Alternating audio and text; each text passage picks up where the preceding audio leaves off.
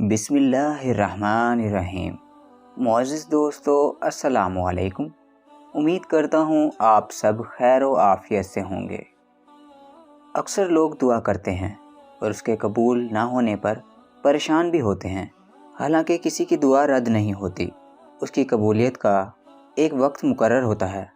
सूरत बकरा में अल्लाह ताला का फरमान है, जब मेरे बंदे मेरे बारे में आपसे सवाल करें तो आप कह दें कि मैं बहुत ही करीब हूँ, हर पुकारने वाले की पुकार को जब भी वो मुझे पुकारे कबूल करता हूँ। अल्लाह ताला हमें गफलत से दूर करने के लिए तुम्बिया के तौर पर चंद परेशानियों से दो चार करते हैं, ताकि ये बंदे आखिरत की बड़ी और लंबी परेशानियों से बचने की वो तदबीर अख्तियार कर सकें जो मेरे अहकामात और मेरे महबूब सल्लल्लाहु अलैहि वसल्लम की तालीमात में मौजूद हैं। इस वीडियो में हम चंद ऐसे अशखास का जिक्र करेंगे जिनकी दुआ हर हाल में कबूल होती है। नंबर 1, बेबस इंसान की दुआ। इंसान की ज़िंदगी में ऐसे मौके भी आते हैं कि वो बिल्कुल बेबस हो जाता है। ये वो लम्हा होता है जब अल्लाह करीम उसकी दुआ को कबूल फरमाते हैं, लेकिन बदकिस्मती से जिस वक्त खुदा इंसान को नवाजना चाहता है, ऐन उसी वक्त ये उस ज़ात के गिले शिकवे शुरू कर देता है। इसलिए भरपूर कोशिश करनी चाहिए कि ऐसे वक्त को खुदा की नाशुक्री में ज़ाया करने की बजाय दुआ मांगने में ख़र्च किया जाए। कुरान करीम में है तर्जुमा, भला अल्लाह के अलावा और कौन हो सकता है जो बेकस और बेबस इंसान की दुआ को कबूल और उसके हालात की सख्ती को दूर फरमाता है। नंबर 2, मरीज़ की दुआ। इंसान की ज़िंदगी में कभी सेहत गालिब रहती है और कभी मर्ज़ गलबा पा लेता है, लेकिन अल्लाह का करम देखिए कि जब इंसान किसी मर्ज़ में मुब्तला होता है तो अल्लाह ताला उसकी दुआ को कबूल फरमाता है। मर्ज़ उसके गुनाहों का कफ़ारा और बुलंदी दर्जात का ज़रिया बन जाता है। अगर मर्ज़ आ भी जाए तो इस बात का ख्याल करना चाहिए कि ऐसे इंसान की दुआ अल्लाह जल्द कबूल फरमाते हैं। इलाज के साथ दुआओं का भरपूर एहतमाम करना चाहिए।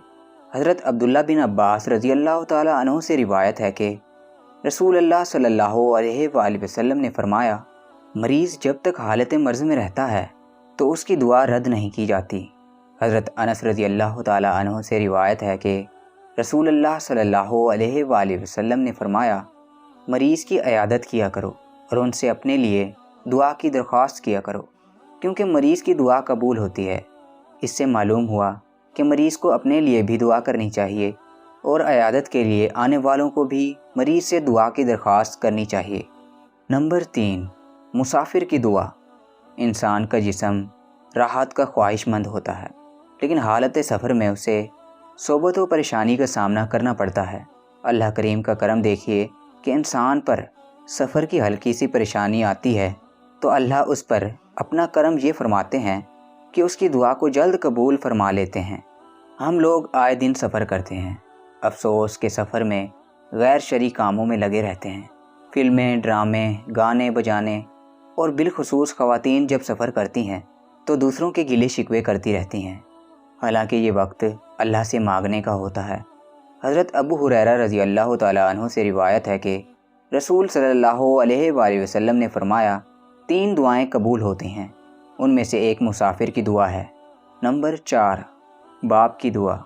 औलाद अल्लाह की एक नेमत है। अल्लाह जिसे ये नेमत अता फरमाता है तो उसकी ज़िम्मेदारियाँ भी बढ़ा देता है। वालिदैन पर औलाद के बुनियादी हकूक़ हैं।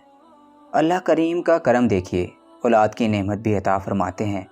उनके हकूक़ की अदायगी के लिए कोई परेशानी लाहक होती है तो अल्लाह ताला औलाद के हक़ में दुआ को जल्द कबूल फरमाते हैं। हज़रत अबू हुरैरा रज़ियल्लाहु ताला अन्हु से रिवायत है कि रसूल अल्लाह सल्लल्लाहु अलैहि वसल्लम ने फरमाया, 3 तरह के लोग की दुआ रद्द नहीं की जाती, उनमें से एक वालिद की दुआ अपनी औलाद के लिए। नंबर 5, इंसाफ करने वाले हाकिम की दुआ। जिसको किसी कौम पर हाकिम बना दिया जाए तो उस कौम को इंसाफ फराहम करना हाकिम के ज़िम्मे होता है।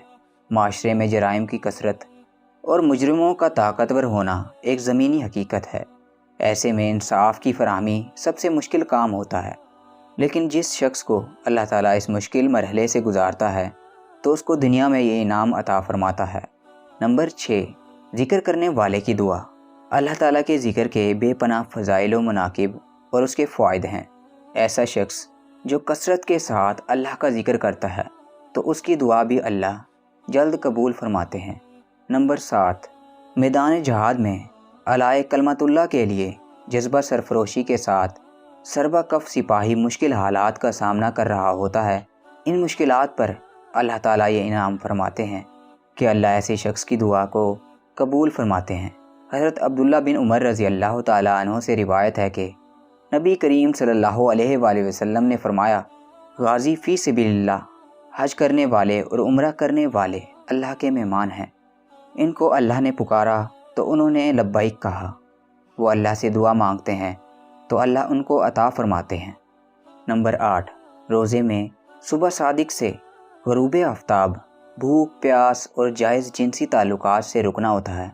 اگرچہ یہ کچھ وقت کے لیے ہوتا ہے، لیکن اس بندے پر اللہ تعالیٰ دنیا میں ہی یہ انعام عطا فرماتے ہیں کہ ایسے شخص کی دعا ہر حال میں قبول فرماتے ہیں۔ نمبر 9، جو دعا اپنے مسلمان بھائی کی عدم موجودگی میں کی جائے اس میں یہ شائبہ نہیں ہوتا۔ اس اخلاص کی وجہ سے اللہ تعالیٰ ایسے مسلمان کی دعا کو قبول فرماتے ہیں جو اپنے ایک مسلمان بھائی کے لیے اس کی عدم موجودگی میں کرے۔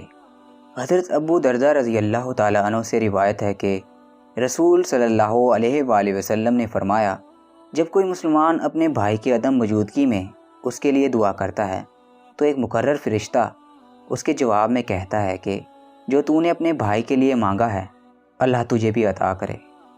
معزز دوستوں، اللہ تبارک و تعالیٰ سے دعا ہے کہ اللہ تعالیٰ ہماری تمام جائز خواہشات، دعاؤں اور حاجتوں کو پورا فرمائے، آمین ثم آمین۔ دوستو، اگر ویڈیو پسند آئی ہے تو ویڈیو کو لائک کیجیے، شیئر کیجیے اپنے دوستوں کے ساتھ، اور کومنٹ سیکشن میں اپنی رائے کا اظہار ضرور کیجیے گا۔ سانسوں نے وفا کی تو ایک نئی ویڈیو کے ساتھ پھر سے حاضر ہوں گے۔ تب تک کے لیے اللہ حافظ۔